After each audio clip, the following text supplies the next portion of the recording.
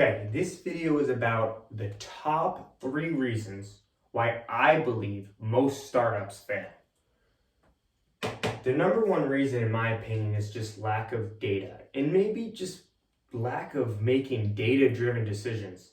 Look, when you build a product, you need to look at the data, and the data should determine what your next steps are.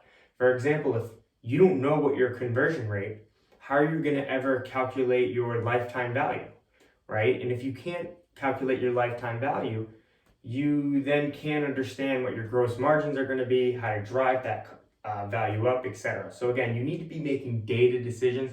And a lot of startup founders, believe it or not, they just make gut decisions, and that kind of determines their direction, and inevitably they run out of money.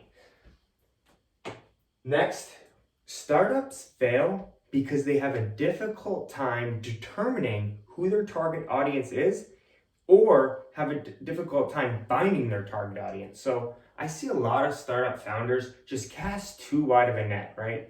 They may be targeting people ages 15 to 40. That's too wide. You want to go narrow. And then if you go narrow, it's easier to find your target customer. So again, figure out who your target audience is and figure out where they are so you can find them and you can introduce them to your product. And then lastly, the team, the co-founding team, can't push through significant hurdles. Time and time again, startups will run out of money. And if a startup can't be creative and figure out how to operate on a very low budget, they're ultimately going to die.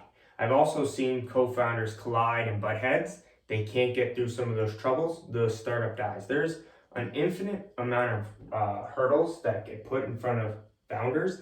They can't get through them, they ultimately die. So again, my top reasons why I believe startups fail is the lack of data, difficulty finding your target audience, and co-founders just not being able to push through those big hurdles.